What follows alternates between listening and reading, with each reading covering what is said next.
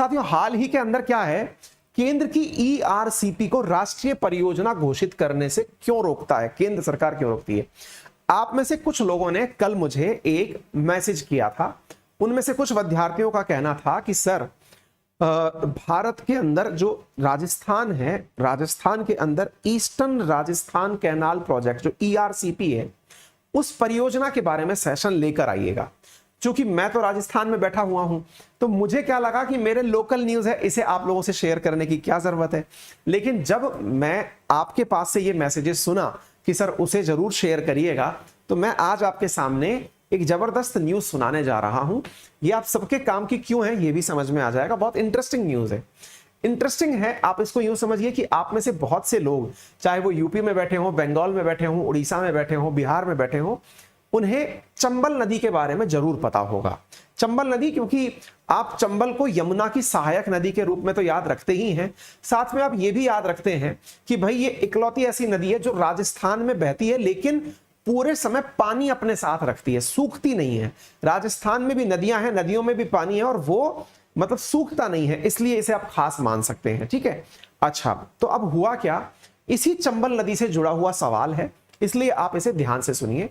और चूंकि देश के सबसे बड़े राज्य, भौगोलिक क्षेत्रफल के आधार पर भारत का सबसे बड़ा राज्य है राजस्थान, ठीक है, राजस्थान राज्य की सूचना है, इसलिए आपको जरूर सुननी चाहिए। आइए मैं आपको बताता हूं, सारी कंट्रोवर्सी बताऊंगा, क्या कहानी है वो सारी बातें मैं आपको बताऊंगा। राजस्थान में क्या हो रहा है इन दिनों, राजस्थान में केंद्र सरकार और राज्य सरकार एक प्रोजेक्ट को लेकर आपस में भिड़े हुए हैं। प्रोजेक्ट का नाम है ERCP, eastern Rajasthan canal project, पूर्वी राजस्थान नहर परियोजना। ठीक है, इसको कई जगह पूर्वी नहर परियोजना भी बोल देते हैं। ठीक है, क्या है ये पूरी कहानी, आइए मैं आपको थोड़ा सा समझाता हूं। साथियों आपको यहां पर कुछ होर्डिंग्स दिखाई दे रहे हैं, पीछे की तरफ आपको पोस्टर में कांग्रेस का हाथ दिखाई दे रहा होगा चुनाव चिन्ह के रूप में, साथ में आपको यहां पर एक नाम दिखाई दे रहा होगा, शायद आप देख पाए, नहीं तो मैं बता देता हूं। नाम लिखा हुआ है गजेंद्र सिंह शेखावत, इस्तीफा दो। ये गजेंद्र सिंह शेखावत जी हैं कौन? साथियों आपको याद होगा, जोधपुर नामक राजस्थान के अंदर जो जगह है, वहां से सांसद चुनकर आते हैं गजेंद्र सिंह शेखावत जी। वो वर्तमान में केंद्र सरकार के अंदर जल शक्ति मंत्री हैं। ठीक है, राजस्थान से ही हैं, जल शक्ति मंत्री हैं केंद्र के, यानी आपके हमारे सबके, राजस्थान राज्य के नहीं, पूरे देश के। जल शक्ति मतलब जल संसाधन का जितना भी काम हो रहा है उसमें उनका इंटरफेयर है। आइए दूसरी बात सुनते हैं। इसी बीच में एक चीज आपको यह समझ में आनी चाहिए कि कांग्रेस कह रही है कि इन्हें अपने पद से इस्तीफा देना चाहिए। तो भाई कांग्रेस ऐसा क्यों कह रही है? कांग्रेस इसलिए कह रही है क्योंकि आपके होते हुए राजस्थान के अंदर ईस्टर्न राजस्थान कैनाल प्रोजेक्ट अटका हुआ क्यों है। तो अब यह सवाल बनता है कि साहब ये ऐसा क्या प्रोजेक्ट है जिसमें इनसे अपेक्षाएं हैं और अपेक्षा में कांग्रेस विरोधी हो रखी है। और तीसरी सबसे इंपॉर्टेंट बात, क्यों यह न्यूज आ रही है कि केंद्र सरकार नहीं चाहती कि यह प्रोजेक्ट हो। इन सभी की चीजों में एक चीज गोलमोल निकल के आती है, और वो ये है, क्या है अल्टीमेटली ईआरसीपी, पहले ये तो बताओ। चलो मैं आपको बताता हूं। देखो साथियों, आप लोगों को यह बात समझनी होगी कि राजस्थान के अंदर जिस चंबल की मैंने चर्चा करी, आप एक काम करिए, कमेंट बॉक्स में तब तक आप इतना बता दीजिए, चंबल कौन से राज्य से निकलती है और कहां से निकलती है। कमेंट बॉक्स में इस बात का आंसर दीजिए, तब तक मैं आपको आगे की बात बताता हूं। जैसा मैंने आपसे कहा कि चंबल राजस्थान राज्य में बहने वाली वो नदी है जिसमें पूरे साल पानी रहता है, लेकिन राजस्थान, ये जो पूरा मैप आपको दिख रहा है, लगभग इसमें राजस्थान का एरिया कवर किया गया है, मतलब शुरुआती तौर पर इसका एरिया कवर किया गया है। अब क्या है ना साथियों कि चंबल नदी जो है, उस चंबल नदी से एक बहुत बड़ा सेंस ये निकलता है कि उसका जो पानी है, वो पानी बारिश के साथ बहकर या स्वतः ही बहकर एमपी से निकलती है, बहुत बढ़िया, पानी के साथ बहकर या स्वतः ही बहकर के यमुना नदी के अंदर गिर जाता है। चंबल का पानी यमुना में गिर गया। यूपी के अंदर एक जगह है जिसका नाम है इटावा। इटावा नामक जगह पर ये चंबल नदी में जाकर, चंबल नदी का पानी यमुना नदी में जाकर गिर जाता है। ठीक है, एमपी के अंदर से निकल करके आता है। कमेंट बॉक्स के अंदर आंसर आने लग गया है। ठीक है साथियों, आगे बढ़ते हैं। इंदौर के पास एक जगह है महू, वहां से निकल करके आता है। ठीक है, बहुत बढ़िया, सही आंसर दिया है आप लोगों ने। अब क्या है ना, राजस्थान सरकार क्या चाहती थी, मैं आपको बता रहा हूं, वसुंधरा राजे के समय की बात। गहलोत जी से पहले जब सरकार आई थी, वसुंधरा राजे सरकार, उन्होंने एक प्रोजेक्ट तैयार किया। क्या प्रोजेक्ट तैयार किया कि क्यों ना हम ऐसा करें, क्या कि चंबल का पानी निकालकर जो और नदियां हैं, राजस्थान में और नदियां भी हैं, जैसे काली सिंध है, पार्वती है ना, ये जो छोटी छोटी नदियां हैं, इन नदियों में चंबल का पानी ट्रांसफर कर दें। अब आपका दिमाग आएगा, राजस्थान में नदियां भी होती हैं, जो बाहर के लोग हैं उनको ऐसा लगता है, बिल्कुल होती हैं साहब, हमारी नदियां सूखी नदियां हैं, यानी उनके अंदर साल भर पानी नहीं बहता, बारिश का पानी आता है तो बहता है, और ज्यादा बारिश नहीं होती तो पानी भी नहीं बहता है। ऐसी स्थिति में वसुंधरा सरकार ने निर्णय लिया कि एक काम करते हैं, हम इस पानी को लेते हैं चंबल नदी से और लेकर के राजस्थान पूर्व की तरफ का मतलब कैसे होता है, देखो अगर मैं मैप में कहूं कि ये राजस्थान है उदाहरण के रूप में, तो ऊपर की तरफ नॉर्थ होगा, नीचे की तरफ साउथ होगा, राइट हैंड साइड पर ईस्ट होगा, लेफ्ट हैंड साइड पर वेस्ट होगा। तो आप यूं समझिए कि ईस्ट की तरफ इस पानी को ले चलते हैं। बोले कैसे लेके चलोगे, बोले नदियों को आपस में जोड़ते हुए। बोले इसके अंदर नदियों को खोदना पड़ेगा, बोले खोदने का पैसा ले लेंगे। बोले खोदने से आपको पानी पहुंचने के बाद अल्टीमेटली तो वो बह ही जाएगा, फिर क्या कहें, तो बोले अगर वो पानी बह जाए तो एक काम करो, डैम बना देना। तो डैम के अंदर पानी ट्रांसफर करके फिर एक डैम से दूसरे डैम में ट्रांसफर करके ऐसे बनाते हुए चले जाओ। बोले इससे फायदा क्या होगा, बोले इससे फायदा, इससे राजस्थान के पूर्व और दक्षिण पूर्व वाले जो राज्य हैं, वो जिले जो हैं, उनको पानी मिलना शुरू हो जाएगा। कितने जिलों को, 13 जिलों को। देखो साथियों, यहां पर जिलों के नाम दिए गए हैं, इनको समझना। राजस्थान में कुल 33 जिले हैं, उन 33 जिलों में से 13 जिलों के पास झालावाड़, बारां, कोटा, बूंदी, सवाई माधोपुर, अजमेर, टोंक, जयपुर, करौली, अलवर, भरतपुर, दौसा, धौलपुर, इन जिलों को पानी मिलना शुरू हो जाएगा। इनके अंदर सूखा नहीं पड़ेगा, इनको पूरे टाइम। बोले कब तक का प्रोजेक्शन है, बोले अगर आज पानी पहुंचाना शुरू किया तो 2051 तक पानी खत्म नहीं होगा, अगले 30 साल का जुगाड़ हो जाएगा। बोले बहुत बढ़िया। वसुंधरा राजे जब थी उस समय पर, उन्होंने इसका पूरा आइडिया तैयार करवाया। खर्चा निकल कर आया 40,000 करोड़। कितना, 40,000 करोड़। बोले इस काम को कर तो देंगे, लेकिन इसके अंदर 40,000 करोड़ का खर्चा आएगा। अब राजस्थान जैसा राज्य जो आर्थिक रूप से इतना भी सक्षम नहीं है कि वो अपनी एक परियोजना पर इतना पैसा लगा दे, तो फिर क्या हुआ, इस परियोजना को राष्ट्रीय परियोजना डिक्लेयर करने की मांग की गई। राष्ट्रीय परियोजना से क्या मतलब है, ऐसी स्कीम्स जिन्हें राष्ट्रीय परियोजना डिक्लेयर कर दिया जाता है, उनका 90% जो पैसा है ना, वो केंद्र सरकार को देना होता है।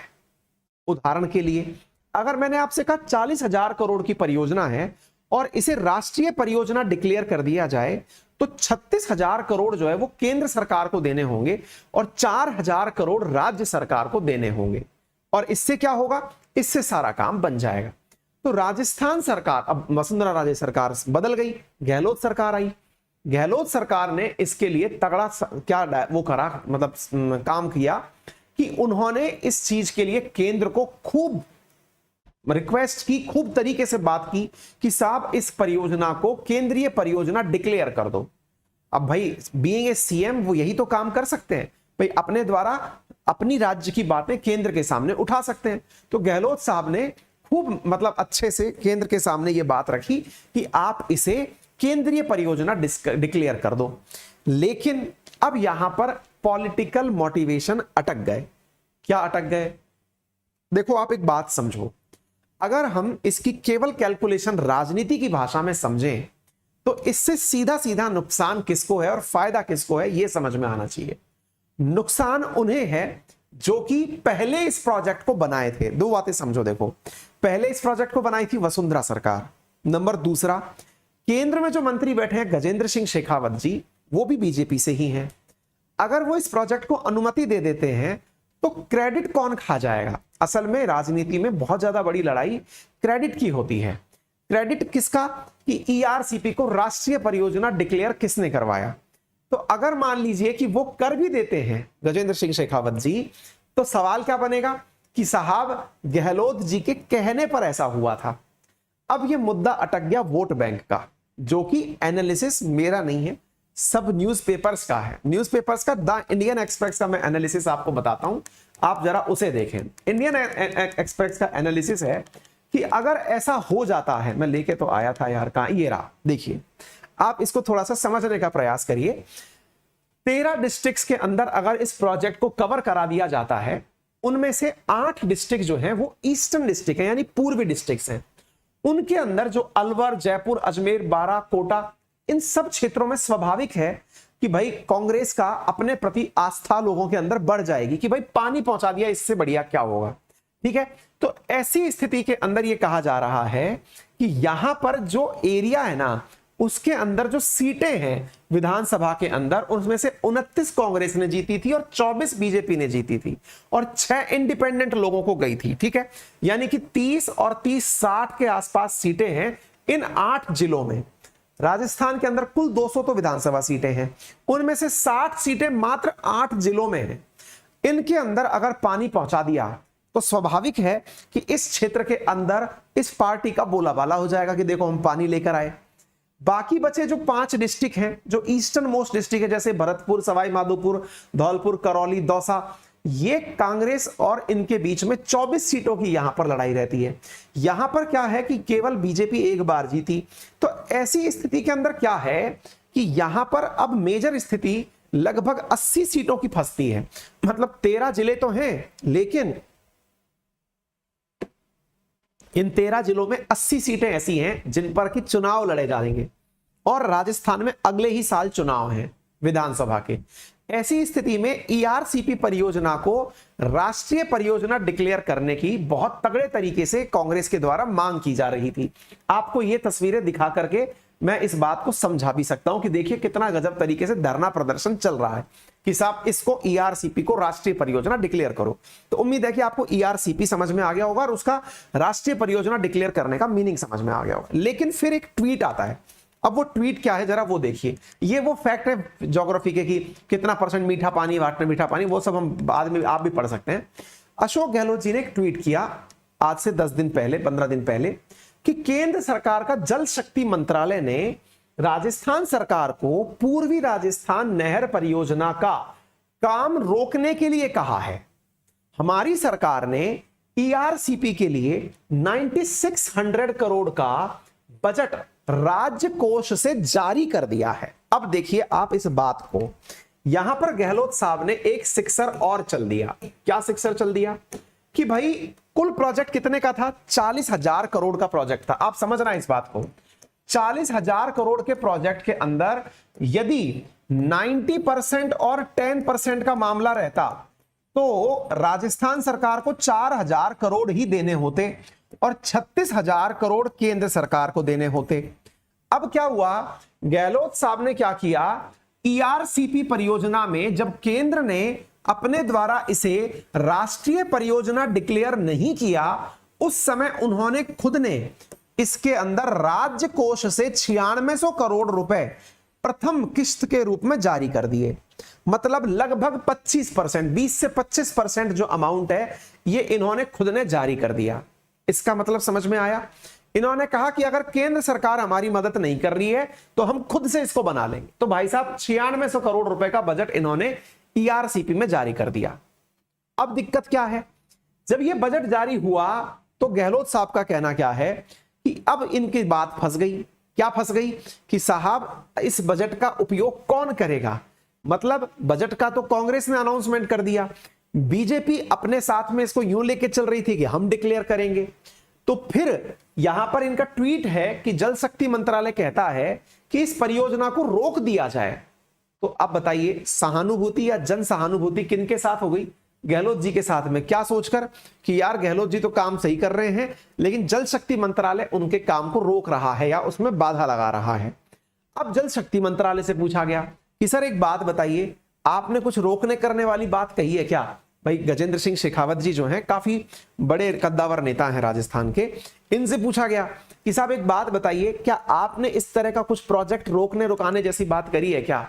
फिर इनने कहा कि भाई देखो, चूंकि ये नदी एमपी से आती है, ऑब्वियस सी बात है, एमपी के मऊ से आपने अभी लिखा चंबल नदी, तो जब नदी वहां से आती है तो उस नदी के ऊपर एमपी का भी तो हक है, और ऐसी स्थिति में राजस्थान सरकार और एमपी सरकार इन दोनों को मिलकर डिसाइड करना होगा कि हमको किस प्रकार से आगे बढ़ना है।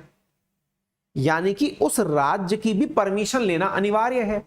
आप राष्ट्रीय परियोजना इसको डिक्लेयर कर लें, उधर से एमपी बोल दे कि मुझे पानी की जरूरत है, मैं अपने यहां पर कैनाल निकाल रहा हूं, पता चले कि आपकी राष्ट्रीय परियोजना डिक्लेयर हो गई, पानी मिला नहीं और पानी खराब हो गया, यानी कि आपका पूरा पैसा पानी हो गया।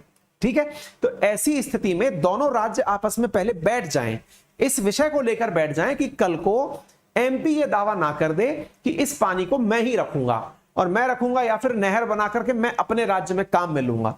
इसलिए आपस में एक बार टेबल टॉक कर लो। यह है सारा मसला। उम्मीद है कि आपको ईआरसीपी समझ में आ गया होगा। कौन कौन सी नदियां इसके अंदर बताई जा रही थी, तो मैंने आपसे कह दिया, पार्वती, काली सिंध जैसी या कुन्नू जैसी नदियां जो हैं इनके अंदर पानी जाने की बात थी और 2051 तक पानी आ सकता है। ऐसे ही राजस्थान के अंदर इंदिरा गांधी कैनाल प्रोजेक्ट है साथियों, जो कि राजस्थान के वेस्टर्न राजस्थान एरिया में बढ़िया मात्रा में पानी पहुंचा रहा है। ठीक है, तो उम्मीद है समझ में आ गया होगा। अगर आ गया हो तो सेशन को शेयर और लाइक करना बिल्कुल मत भूलिएगा। मैंने बहुत डिटेल से आपको समझाने का प्रयास किया है।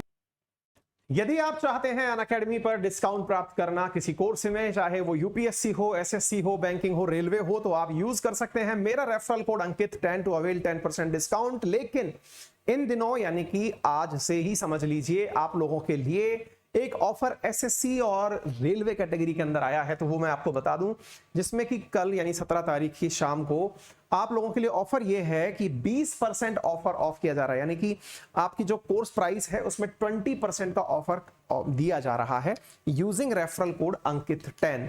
तो आप इसे ध्यान में जरूर रखें और कोर्स को ले सकते हैं। और वहीं बात करूं यदि यूपीएससी कैटेगरी की, तो यूपीएससी कैटेगरी के अंदर सीएससी अश्योर चल रहा है, जिसमें यदि 2 साल का कोर्स लेने के बाद भी आपका सिलेक्शन नहीं होता है तो 1 साल का एडिशनल आपको ऑफर दिया जाता है। मेंस की टेस्ट सीरीज हो या फिर ऑप्शनल की टेस्ट सीरीज हो, ये आपके कोर्स में दी जा रही हैं। प्रिंटेड मटेरियल कोर्स आपके पास उपस्थित है। इसके साथ में आपको wide range of educators available है, जिनसे आप चाहें जितना अच्छा से पढ़ना चाहें पढ़ सकते हैं। लाइव वीडियोस, रिकॉर्डेड वीडियोस आपके लिए कोर्स में अवेलेबल हैं। 20 बुक्स अवेलेबल कराई जा रही हैं। प्रीलिम्स, मेंस और ऑप्शनल तीनों की क्लासेस एक ही जगह पर उपलब्ध हैं। और किसी प्रकार की लोन फैसिलिटी के लिए आपके पास ईएमआई ऑप्शन भी उपलब्ध है, जिसमें 0% इंटरेस्ट लिया जाता है। साथ में हाल ही के समय पर यहां पर डाउट दरबार लगाया गया था, वैसा ही भविष्य में भी लगेगा। यहां पर आप जाकर अपने डाउट्स पूछ सकते हैं, है ना। तो बच्चों के लिए बहुत सारी फैसिलिटीज, एडुकेटर के साथ लाइव वीडियो कॉल पर भी आप चीजें डिस्कस कर सकते हैं। किसी प्रकार की अन्य सहायता के लिए आप हमारे साथ, हमारे टेक्निकल टीम के साथ 7878158882 पर भी कॉल कर सकते हैं, जहां पर वो आपको अधिक सहायता उपलब्ध कराएंगे। Thank you so much.